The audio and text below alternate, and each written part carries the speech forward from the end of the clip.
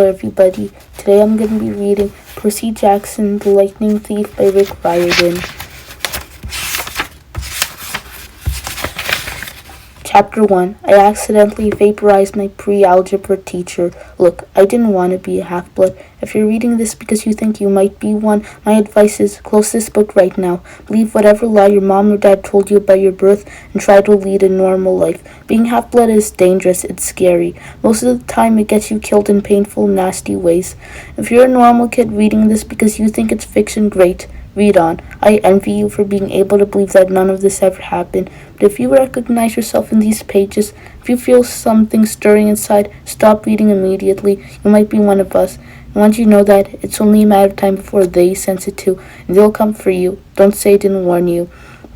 My name is Percy Jackson. I'm 12 years old. Until a few months ago, I was at a boarding school at Yancey Academy, private school for troubled kids in upstate New York. Am I a troubled kid? Yeah, you can say that.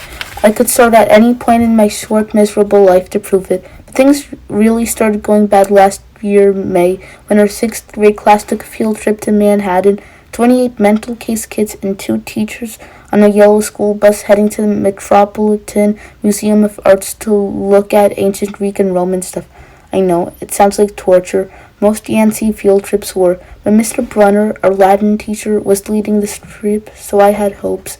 Mr. Brunner was this middle-aged guy in a motorized wheelchair. He had thinning hair and a scruffy beard and a frayed tweed jacket, which always smelled like coffee. You wouldn't think he'd be cool, but he told stories and jokes and let us play games in class. He also had this awesome collection of Roman armor and weapons, so he was the only teacher whose class didn't put me to sleep. I hoped the trip would be okay. At least I hoped that for once I wouldn't get in trouble. Boy, was I wrong. See, bad things happen to me on field trips. Like at my 5th grade school, when we went to the Saratage battlefield, I had this accident with the Revolutionary War cannon. I wasn't aiming for the school bus, but of course I got expelled anyway. And before that, at my 4th grade school, we took a behind-the-scene tour of the Marine World Shark Pool. I sort of hit the wrong lever on the catwalk, and class took an unplanned swim. And the time before that, well, you get the idea. This trip, I was determined to be good.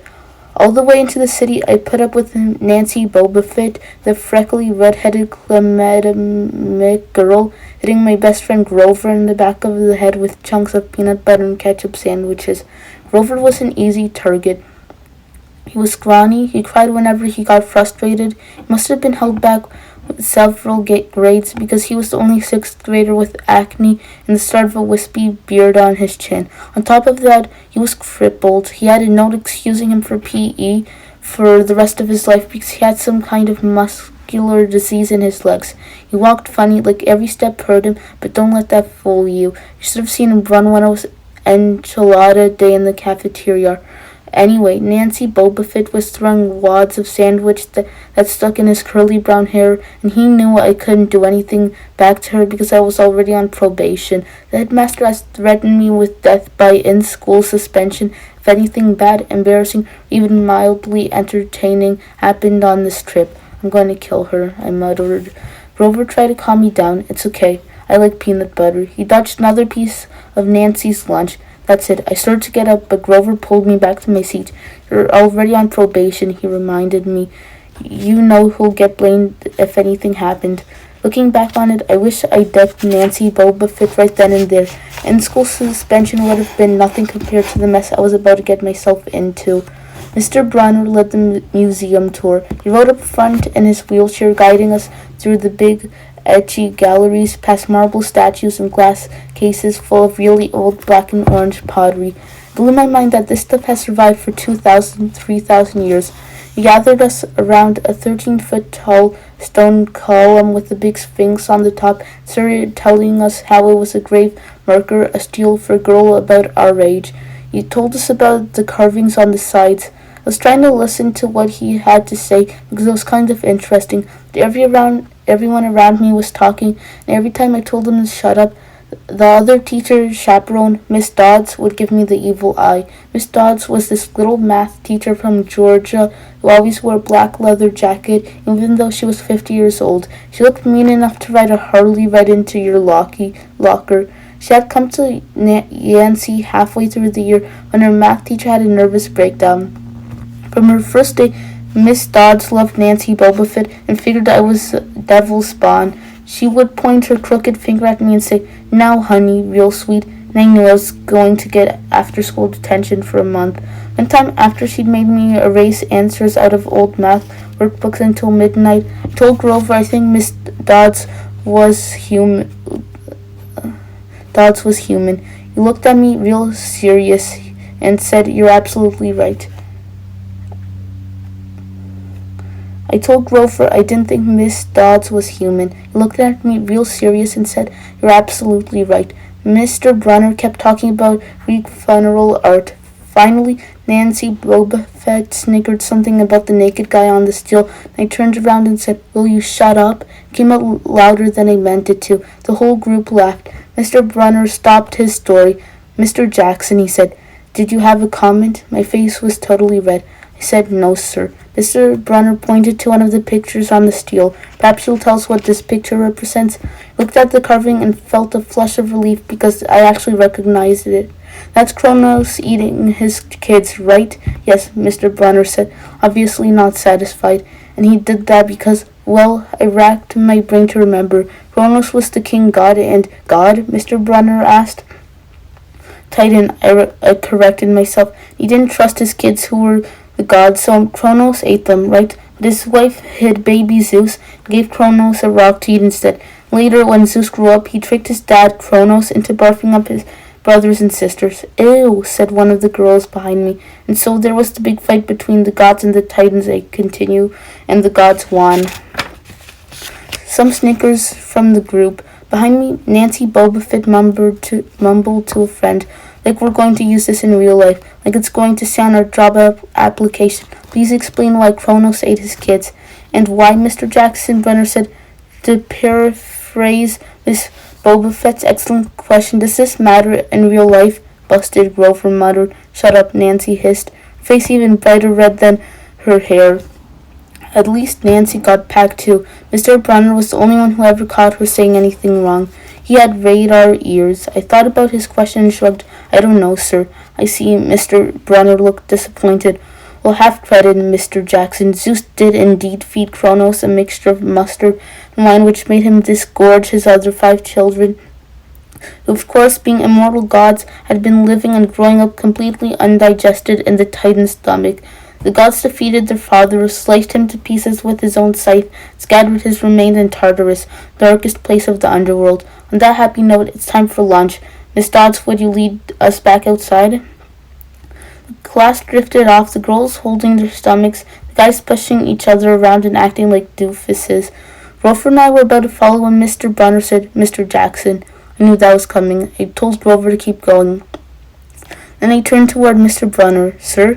Mr. Brunner had this look that wouldn't let you go, intense brown eyes that could have been 1,000 years old and had seen everything. "You must learn the answer to my question, sir," Mr. Brunner told me, "about the Titans, about real life, and how your studies apply to it. Oh, when you learn from me," he said, is vitally important. I expect you to treat it as such. I will accept only the best from you, Percy Jackson." I wanted to get angry. This guy pushed me so hard. I mean, sure, it was kind of cool on tournament days when he dressed up in a suit of Roman armor and shouted, "What ho!" and challenged us sword point against chalk to run the board and name every Greek and Roman person who had ever lived, their mother and what god they worshipped. But Mr. Brunner expected me to be as good as everybody else, despite the fact that I had dyslexia, attention deficit disorder, and I had never been able to make above a C- in my life. No, he didn't expect me to be as good. He expected me to be better. And I just couldn't learn all of those names and facts, much less spell them correctly. Mumbled something about trying hard while Mr. Brunner took one long, sad look at the steel like he'd been at this girl's funeral. He told me to go outside and eat my lunch. The class gathered on the front steps of the museum, where we could watch the foot traffic along Fifth Avenue. Overhead, a huge storm was brewing, with clouds blacker than I'd ever seen over the city. Figured maybe it was global warming or something, because the weather all across New York State has been weird since Christmas. We'd have massive snowstorms, flooding, wildfires from lightning strikes. I wouldn't have been surprised if this was a hurricane blowing in. Nobody else seemed to notice. Some of the guys were pelting pigeons while one Lunchables crackers. Nancy Bobafit was trying to pickpocket something from a lady's purse. And of course, Miss Dodds wasn't seeing a thing. Rover and I sat on the edge of the fountain, away from the others. We thought that maybe if we did that, everybody wouldn't know we were from that school, the school for loser freaks who couldn't make it elsewhere. Detention, Rover asked. Nah, I said, not from Brunner. I just wish he'd lay off me sometimes. I mean, I'm not a genius. Rover didn't say anything for a while. Then, when I thought he was going to give me some deep philosophical comment to make me feel better, he said, Can I have your apple? I didn't have much of an appetite, so I let him take it. I watched the stream of cabs going down Fifth Avenue, thought about my mom's apartment, only a little ways uptown from where we sat. I hadn't seen her since Christmas. I wanted so bad to jump in a taxi and head home. She'd hug me and be glad to see me, but she'd be disappointed too. She'd send me right back to Yancey, remind me that I had to try harder, even if this was my sixth school in 6 years, and I was probably going to be kicked out again.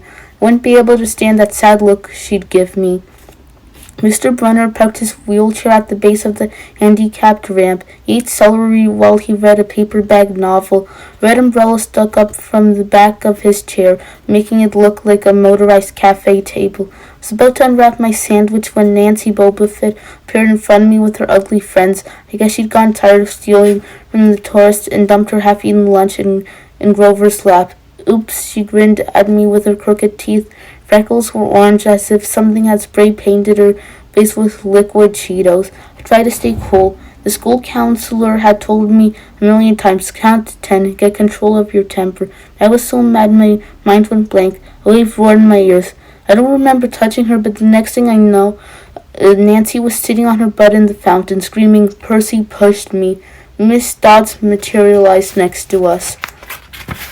Some of the kids were whispering, did you see the water like it grabbed her? I didn't know what they were talking about. All I know was that I was in trouble again. As soon as Miss Dodds was sure poor little Nancy was okay, promising to get her new shirt at the museum gift shop, etc., etc., Miss Dodds turned on me. There was triumphant fire in her eyes, as if I'd done something she'd been waiting for all semester. Now, honey, I know, I grumbled. A month erasing workbooks. That wasn't the right thing to say. Come with me, Miss Dodds said. Wait, Grover yelped. It was me. I pushed her. I stared at him, stunned. Couldn't believe he was trying to cover for me. Miss Dodds scared Grover to death. She glared at him so hard his whiskey chin trembled. I don't think so, Mr. Underwood, she said, but you will stay here. Grover looked at me desperately. It's okay, man, I told him. Thanks for trying. Honey, Miss Dodds barked at me. Now. Nancy Bobafit smirked. I gave her my deluxe I'll kill you later stare. Then I turned to face Miss Dodds, but she wasn't there. She was standing at the museum entrance, way at the top of the steps, gesturing impatiently at me to come on. How'd she get there so fast? I have moments like that a lot, when my brain falls asleep or something. The next thing I know, I've missed something, as if a puzzle of peace fell out of the universe, left me staring at the blank place behind it. My school counselor told me this was part of the ADHD, my brain misinterpreting things. I wasn't so sure. I went after Miss Dodds. Halfway up the steps, I glanced back at Grover. He was looking pale, cutting his eyes between me and Mr. Brunner, like he wanted Mr. Brunner to notice what was going on. But Mr. Brunner was absorbed in his novel. I looked back up. Miss Dodds had disappeared again. She was now inside the building at the end of the entrance hall. Okay, I thought. She's going to make me buy a new shirt for Nancy at the gift shop. But apparently that wasn't the plan. I followed her deeper into the museum. When I finally caught up to her, we were back in the Greek and Roman section. Except for us, the gallery was empty. Miss Dodds stood with her arms crossed in front of a big marble frieze of the Greek gods. She was making this weird noise in her throat, like growling. Even without the noise, I would have been nervous. It's weird being alone with the teacher, especially Miss Dodds. Something about the way she looked at the frieze, as if she wanted to pulverize it. You've been giving us problems, honey, she said. Did the safe thing, I said. Yes, ma'am. She took off the cuffs of her leather jacket. Did you really think you could get away with it? The look in her eye was beyond mad. It was evil. She's a teacher, I thought nervously. It's not like she's going to hurt me. I said, I'll try harder, ma'am. Thunder shook the buildings. We are not fools, Percy Jackson, Miss Dodds said. It was only a matter of time before we found you out. Confess you will suffer less pain. I didn't know what she was talking about. All I could think of was that the teacher must have found the legal stash of candy I'd been stealing out of my dorm room. Maybe they'd realized I got my essay on Tom Sawyer from the internet without ever reading the book. Now they were going to take away my grade, or worse, they were going to make me read the book. Well, she demanded. Ma'am, I don't. Your time is up, she hissed. Then the weirdest thing happened. Her eyes began to glow like barbecue coals. Fingers stretched, turning into talons. Her jacket melted into large, leathery wings. She wasn't human. She was a shriveled hag with bat wings and claws and a mouth full of yellow fangs, and she was about to slice me to ribbons.